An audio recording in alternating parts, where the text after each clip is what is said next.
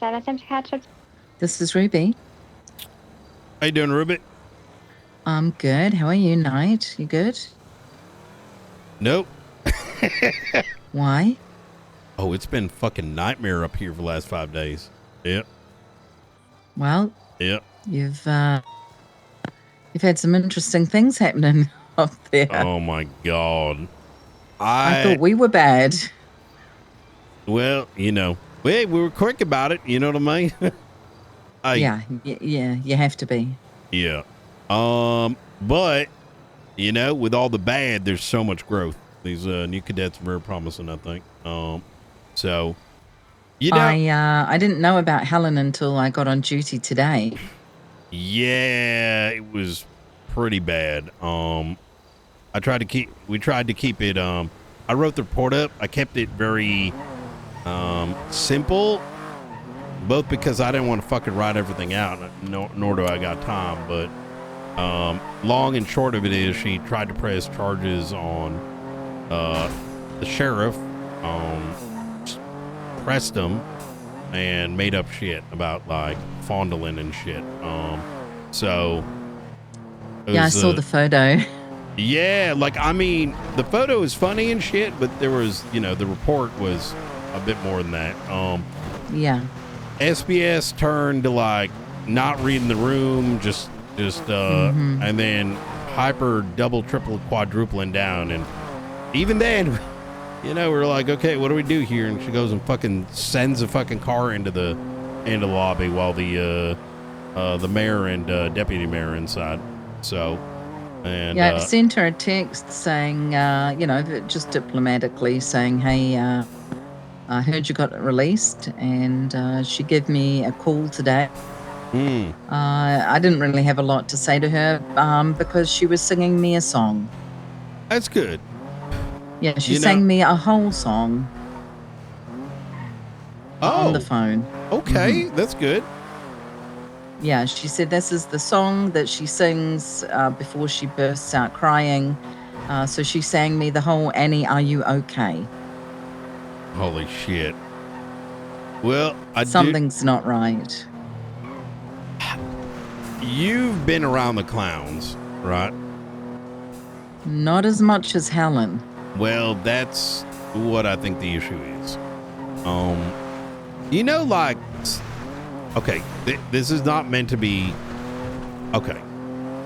I'm only going to make this joke with you, all right? Just to be clear. I'm not spreading this around because I have to be professional.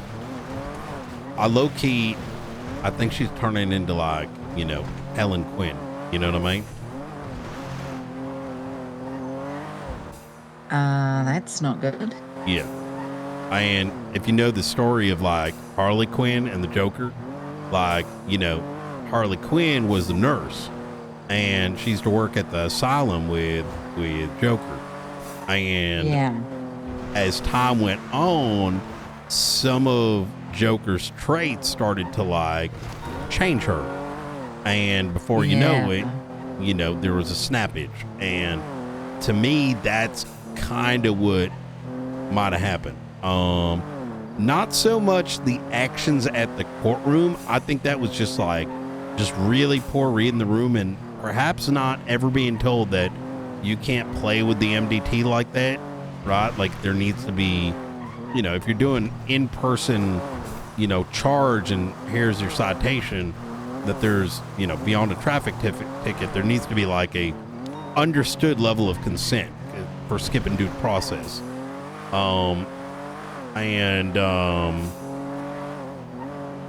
I think that was resolvable, but it's what happened in the room. She did this. I don't know what happened. Like, she was understanding 1 minute, and she's like, okay, I understand. There's a misunderstanding, miscommunication. I thought it was jokes.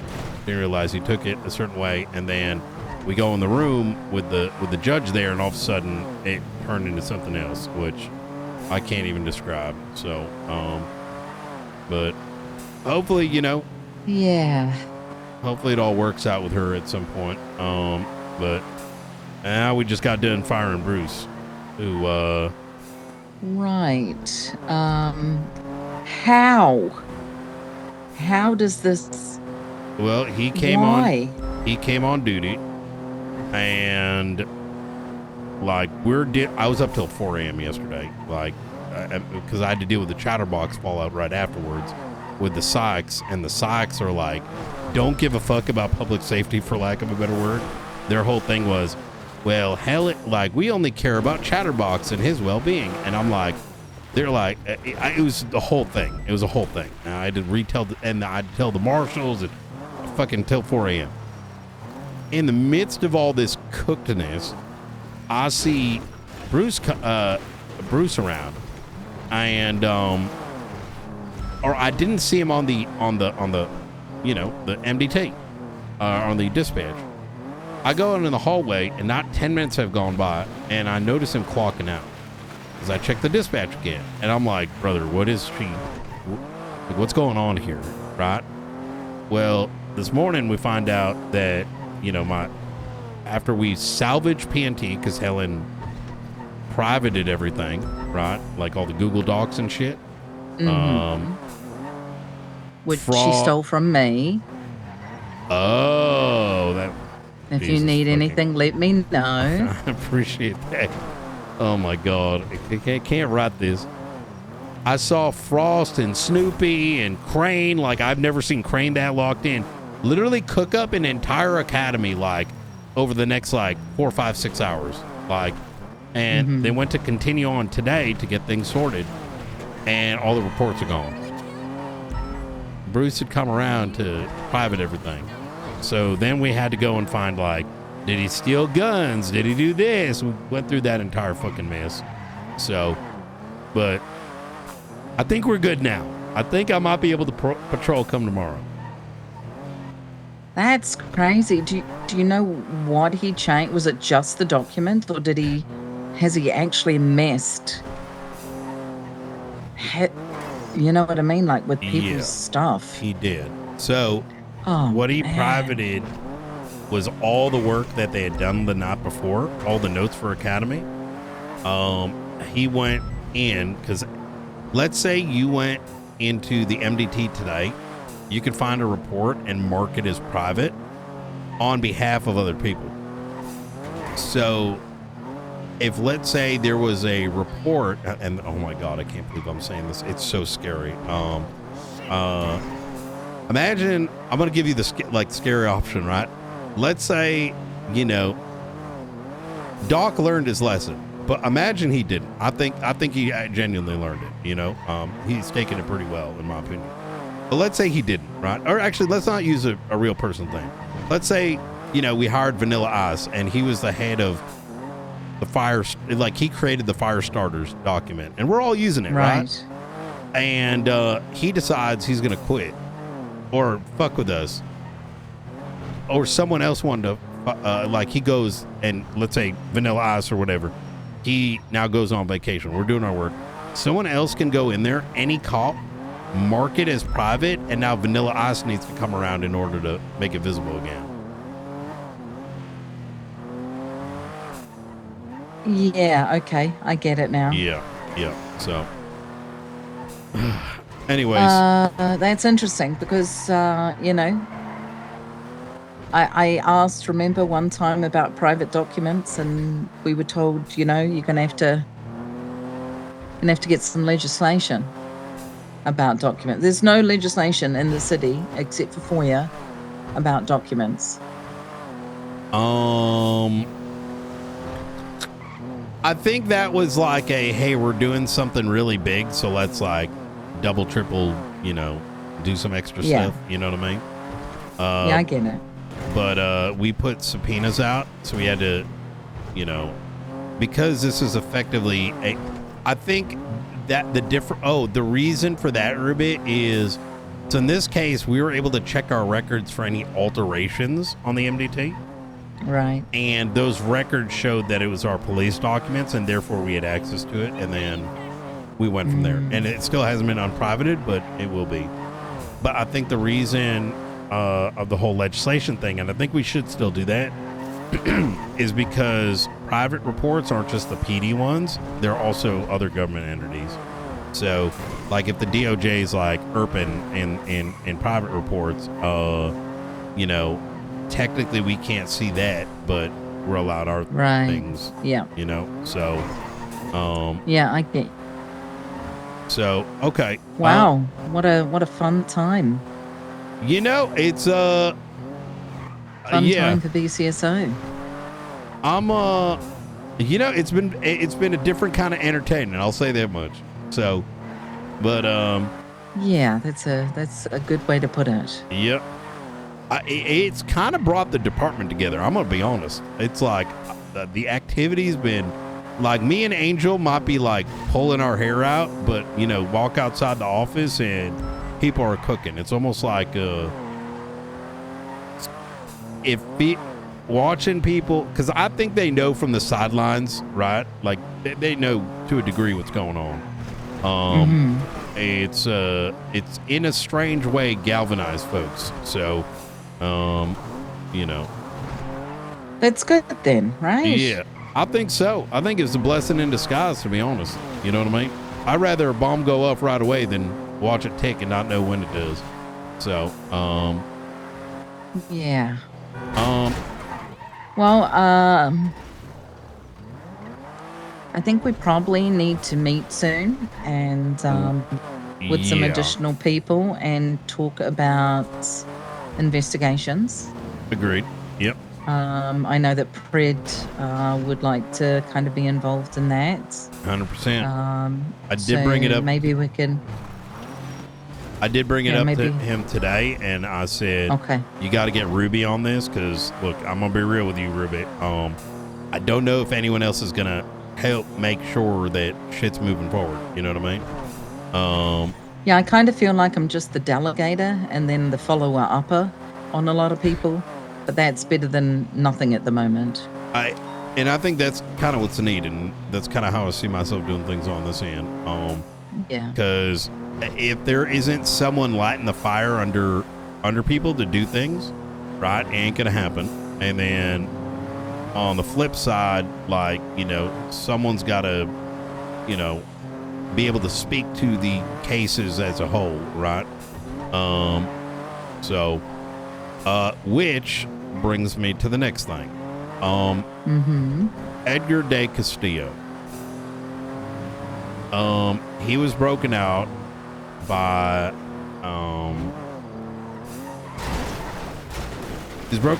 Conor McGregor and Dio.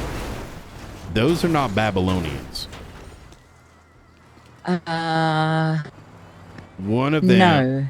They're in close proximity, I suspect, and we've got some stuff on that, like that points in that direction, for the Faceless. Now, I'm not saying the Faceless is involved, but it's a possibility. And just because it ain't an op, it doesn't mean they, you know, on behalf of the Faceless, it doesn't mean that, you know, people don't get to know each other and do shit for each other. But it is odd. Separately, I was told directly by Speedy that on the day he was put in, I had been communicating with the warden, and there were helicopters flying up above, and she was getting phone calls about a breakout. Now, today comes around. I run into the Babylonians, and Speedy tells me in not so many uncertain words. When I asked him what is it like how you doing, he says we're getting weapons and I don't think he mentioned Edgar, but maybe he did. It's been a long day. I then notified the DOC, who then said there was a food delivery from the Babylonians. I told this person, the DOC, to monitor what's going on and only speak to the warden, right? Warden gives me the same guy. I forgot what his name is. Something Garcia. He gives me a call. Yeah. And his inside guys, which I didn't know was a thing. They got like CI lifers, I guess. Yes. Yeah. They were told that they were offered to help with the breakout sometime tomorrow. And that as a reward is that they get broken out alongside him. So tomorrow's going to be spicy. Okay, so Conor McGregor, of course, those two guys are Habibi. not. McGregor quit about a week and a half, 2 weeks ago. Okay, you're right. And who did you say the other one? Was it Seamus? Dio. Yeah. Dio. Yeah. Interesting. Now that's interesting. Yeah. And so it's it could be the Babylonians. It could be this other ragtag squad. But if that I mean, it sounds like the information. Oh shit, I'm dead. Holy fuck, I live. You okay? You okay? I drove into a tanker and I'm alive. Okay. That's good to hear. Yep.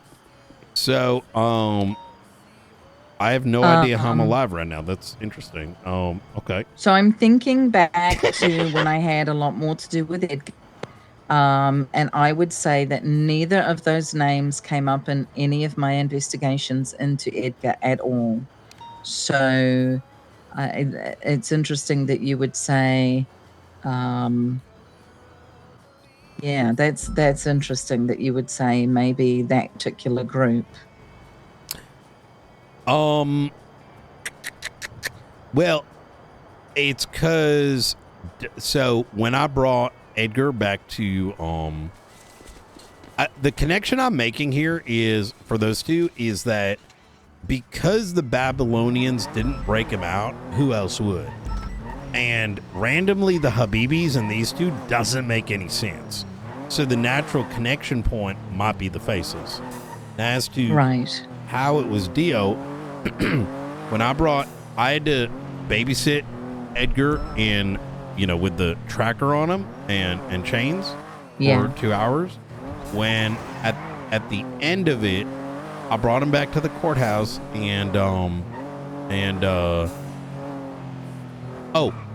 because when I started driving around with him, a car goes speeding up the road and then U-turns and drives by us slow and then parks up ahead. Vehicle is Frederick White, and he does have a connection. And so that had sussed me out. And then at the end of that, when I brought him back to the courthouse, he was approached by this guy looking like a Ninja Turtle, and they spoke for like 5 minutes or whatever. I gave him some privacy, you know what I mean? And well, not privacy, but like enough space, it wasn't like listening in. Oracle sitting right there. Edgar gets in there, drives off. I get the Ninja Turtle detained, takes off his mask, shows the card Dio. That guy had gotten out of the Oracle, so he must have been involved.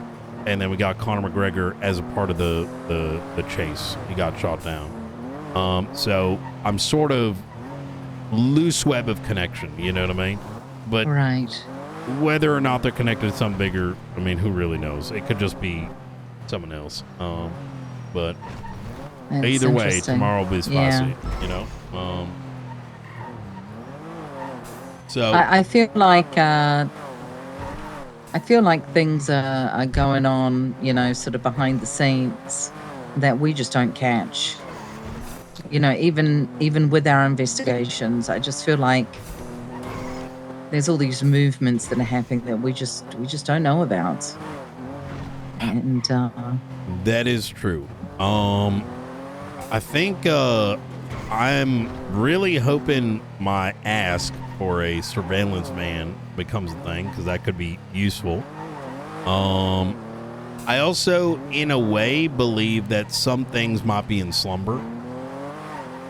To give you an example, right? Like this whole masquerade party that happened with the Faceless. Yes, yeah. What do you do from there, right? Like, they kind of, as much as that could have been a, hey, this is nothing, it was something. You know what I mean? Like, even if you can act it's not your house, it's your damn house. You wouldn't have shown up anyways. So now where do you operate out of, right? Where is the other location? Who knows? Speculation, of course. Have you heard about these, the archivers? On Twitter. Well, that's a whole thing I got to brief you on at some point. I'll give you the long and short of it. They have been in contact with me. as of yesterday, they have Roselle and Junior's entire phone records. They proved it with a drop, a book that contains sections of it with conversations with me to prove it, that they had it. We were witness to them taking over. They then pinged me. And these are anonymous pings that are not only from one point of the island, but different points in the island. I get pinged to BCSO this morning, right? After they spoke to me yesterday, and they were like, we information brokers, we can get your data, we can take your money and stuff. Here's some evidence of it, right? Even today, further evidence, I get pinged to BCSO. They literally took over the audio system and the electronics. Screen changed with their logo. If you take a look at the Constitution, they fucking edited it. What? Pull up your MDT, go to legislation, and type in Constitution, and you'll notice there's now the letter A at the very bottom.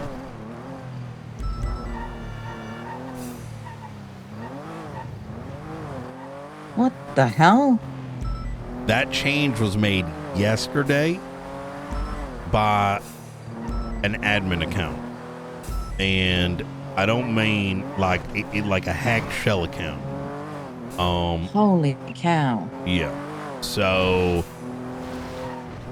I tell you what is so bizarre. I literally said to Angel like last week, I said, are you sure we should be putting all this stuff on the MDT? She's like, yeah, we should put everything on the MDT. I said, without an emergency backup? She goes, we don't need an emergency backup. And hold on a second, Ruby. You didn't feel so strong about it that you contacted someone, did you? What do you mean? I spoke to Angel. No, I'm just kidding. Oh, bloody hell. That's actually kind of funny that you say that. Yeah, you're not. I literally said it to her. Yeah. And she's like, we don't need one. We'll be fine. I'm like, you crazy. Oh my God. To be fair, on the bright side, we do have backups of those, from my understanding. I hope so. Well, all right. Okay, great. Yep. A lot going on. What a great day. Yep. Yeah. Well, this weekend has been insane. I mean, I did some long hours, maybe not as long as you, but this weekend I have wanted to strangle people, slap people, fire people. People are just off in some la-la land. Wait, what do you mean? Okay.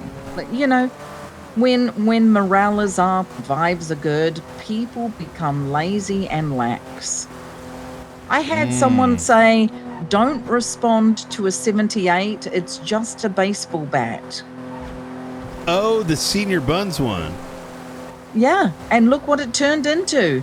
Yep. Flipping up at Humane Labs for the rest of the night. I mean, that's the thing, too, is like, it's just a baseball bat. You don't have to watch them. You know, we can try to catch them before the 78s. You know what I mean? Yes. Yeah. But I do kind of feel like, if I'm going to be honest, sometimes it feels like people are waiting for it to turn into that. Like, agreed. Yes. But there's no way to call that out. True. Very true. But like, sometimes it's damn near obvious. Like, we actually happened this yesterday morning. Like, there was some shit happening with like a warrant in Little Seoul, and the way like 3 cops went down there, and because I went around the corner and they were like, it's like they were waiting to like start shit and position that I don't know. I think you understand what I'm getting at. Yeah, I do. I gotcha. Yeah. All right. It's interesting. Okay. All right. When I get on duty tomorrow, I'll grab Kyle and see if we can all meet up and just hash this thing out. Sounds good to me. All right. All right. All right. You stay safe. Take care. Thanks. Bye.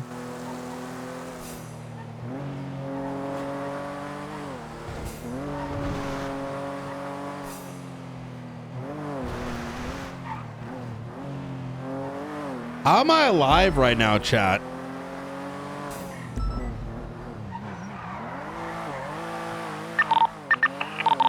Class 2. Sisyphus Theater Class 2, guys. Channel 2.